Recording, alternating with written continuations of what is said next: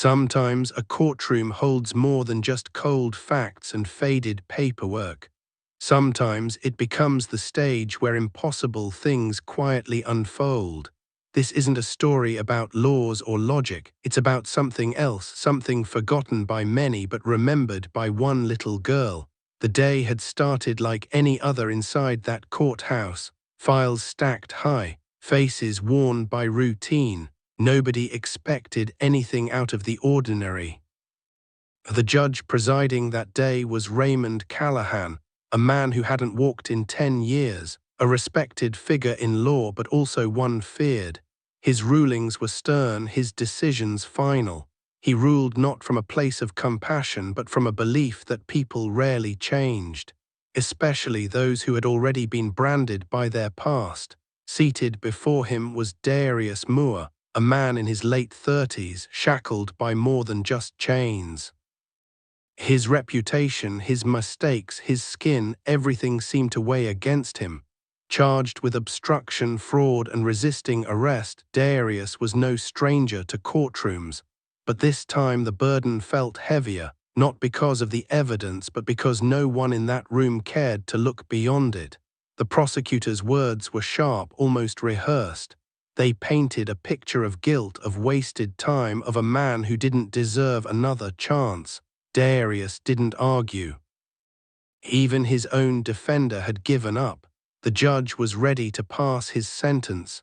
Years, maybe decades, it would have been over in minutes, but just as the final words were about to be spoken, something happened. A quiet sound broke the rhythm of the courtroom, the delicate footsteps of someone small. No one expected it, no one stopped her. Through the heavy doors walked a little girl wearing a soft blue dress, her hair tied in 2 neat braids. She looked no older than 7.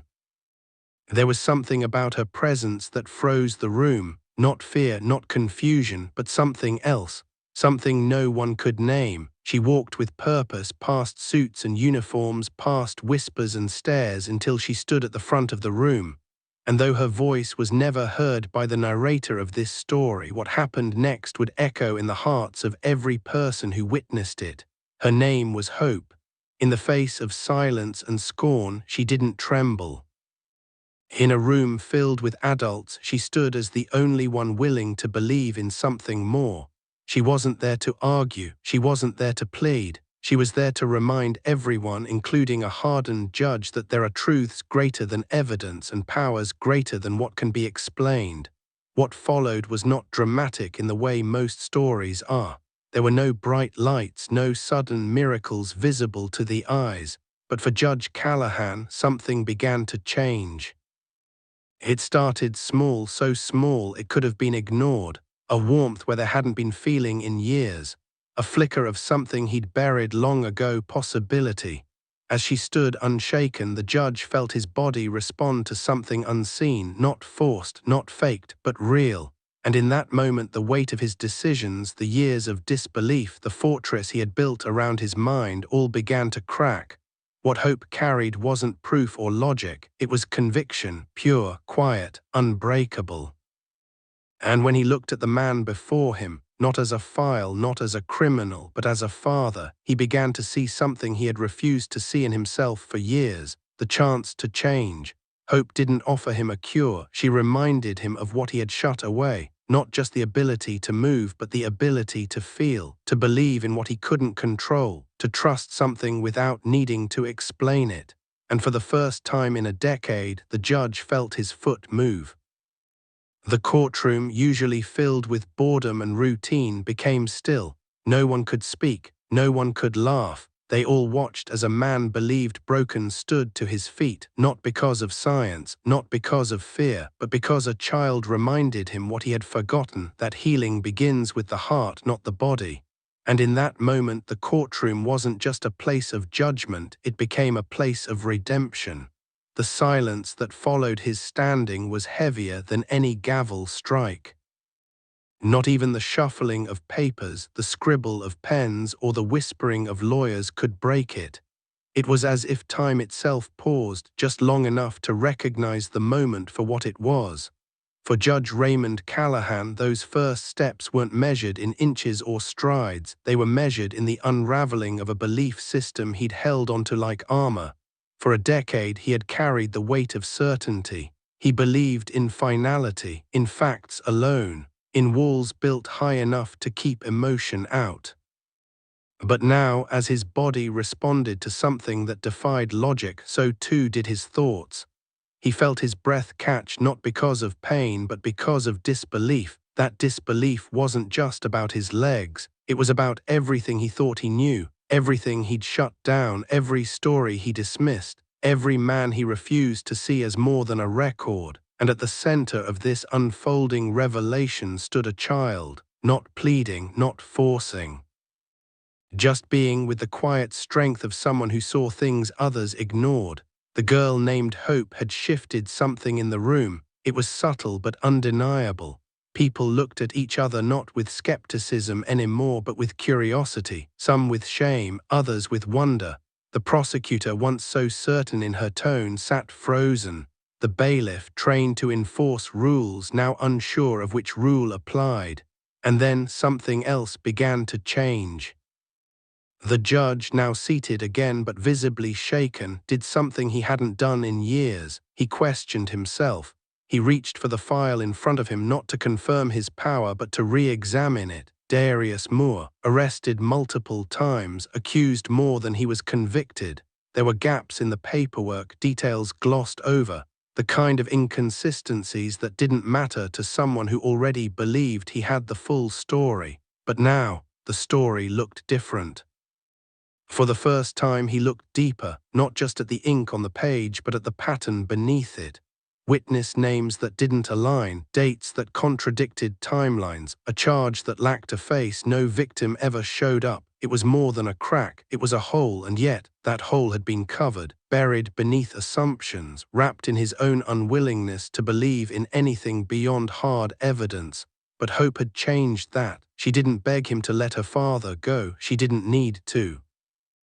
Because she wasn't asking for pity, she was offering a mirror, one that forced the judge to see himself, his doubt, his fear, his failure, and that was what broke the seal on everything else. With trembling fingers, he requested the arresting officer's original report. It arrived quickly, almost too quickly, as if the staff had been waiting for a cue they never thought would come. The judge reviewed every detail, and the more he read, the more the truth surfaced. The case had holes. The evidence, weak. The motive for arrest, questionable at best. A pattern emerged, not of guilt but of bias, misjudgment, neglect. Darius had been caged by more than bars. He'd been trapped in a system that had long forgotten how to pause and look again. And yet, despite all that, he'd come in quietly. No anger, no fight, just a slumped posture and the silent surrender of a man who had stopped expecting fairness. The only thing he hadn't given up on was hope. And now hope had become the voice that shattered silence. The judge didn't say a word aloud, but inside everything had changed. His worldview, his judgment, his place in that room, because that courtroom wasn't just a machine for justice, it had become a mirror for every soul inside it. And one by one the reflection began to shift. Hope's eyes never left her father, and his never left her. As the truth began to rise from between the lines, a powerful stillness took hold, not the kind that comes from fear or obedience, but the kind that emerges when something sacred is unfolding, something unexplainable, something deeply, painfully true. And in the center of it stood a judge, trembling, rising from his wheelchair for the second time, not because of pressure, but because of possibility. Not because someone healed him, but because someone reminded him he wasn't broken to begin with. And as he reached for the final paper in the file, ready to write a reversal he never imagined he'd give, the room held its breath once more. Redemption doesn't always arrive with trumpets or loud applause. Sometimes it walks in quietly with the footsteps of a child and the whisper of a memory. In that courtroom on that day, redemption didn't come from authority. It came from humility. Judge Callahan's hands hovered over the documents that once seemed final, but the ink now looked faded. The words, once so firm, now felt hollow. In the silence, he no longer saw a criminal sitting in front of him. He saw a father, a man who had once tried to help people, perhaps in ways the law had never bothered to understand. A man whose past had been folded into numbers, stacked into files, and stamped without compassion. Darius Moore had been erased by assumptions, but hope had written him back into the room. As the judge reviewed the arresting officer's report again, it all came apart, like a sweater unraveling at the tug of a single thread. The timeline didn't fit. The accusation came from an anonymous tip. No one ever came forward to support it. Witnesses were listed who never showed up. Testimonies had been copied and pasted. And more importantly, there was never any true victim, only a system eager to file, process, and move on. And that's what hit the judge hardest of all. Not the holes in the evidence, but the holes in himself. He had stopped questioning, stopped digging, stopped seeing. The job had become a routine, and he had become numb in his body and worse, numb in his heart. But hope had changed all that. In a way no lawyer could, no appeal ever would. She had pierced the fog with something rare, something forgotten in the black and white world of law, clarity without proof. Her presence reminded everyone in that room that not everything real can be proven. And not everything proven is real. As Judge Callahan sat there, the warmth that had spread through his legs now filled his chest. A different kind of warmth, one that melted judgment into reflection, one that turned pride into courage. He called for the necessary documents, not with the voice of authority, but with the urgency of someone correcting a mistake long overdue. One by one, papers shifted. One by one, truths surfaced. And soon there was nothing left to uphold the original case. Just a hollow accusation floating on a sea of uncertainty. And so, with hands still trembling, Judge Callahan did something no one expected. He reversed his judgment. The words didn't come easily.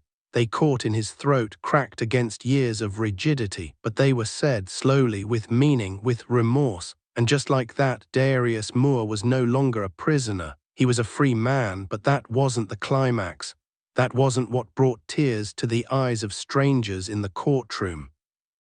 It wasn't the reversal. It wasn't the law being corrected. It was what came next. Darius, still in his prison chains, fell to his knees, not in weakness but in pure, unfiltered emotion. Hope ran into his arms, and the hug that followed wasn't just between father and daughter. It was between a broken past and a restored future. It was forgiveness folding into flesh. And in that embrace, the courtroom felt something sacred, not holy, not magical, just human. Something everyone had forgotten they were a part of. And as they embraced, the judge stood again, his legs shaky but steady. And in that moment, people didn't see a man who had just walked for the first time in a decade. They saw a man who had woken up. The chains that had bound his body were never metal. They were fear, fear of being wrong, fear of trusting something he couldn't hold, fear of looking inward and finding weakness. But hope, in her small, steady way, had given him a reason to believe again, not in miracles, but in change, and that was the true miracle. When Darius finally stood, still cuffed, still stunned, it wasn't the judge he looked at first, it was hope. And in her he didn't see a miracle worker or a little girl who had changed everything. He saw his daughter, his reminder, his reason. The chains still bound his wrists, but they no longer bound his spirit. For years he had carried the silent weight of being invisible, misunderstood, overlooked, buried beneath stereotypes. He had accepted the outcome long before walking into that courtroom. He hadn't come expecting justice. He had come preparing for goodbye, and yet there he stood, free in all the ways that mattered most. The judge, now upright for the second time, still couldn't process what had happened. Not fully. The warmth in his body hadn't faded. The trembling hadn't stopped. But neither had the clarity. He looked around the courtroom, the same space where he had once ruled with unwavering confidence, and now saw it differently. Not as a place where justice was delivered, but as a place where it had been denied, until today. That day would live inside him, not because of what had happened to his legs, but because of what had happened to his beliefs. He had been broken long before the accident that took his mobility.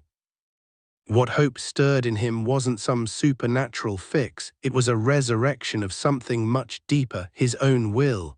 What haunted him most was how long he'd gone without questioning himself, how many lives he'd passed judgment on with that same cold certainty, how many Darius Moores had slipped through the cracks of his assumptions. That ache would linger, but so would the warmth, and so would hope. He had watched her stand in front of power without flinching.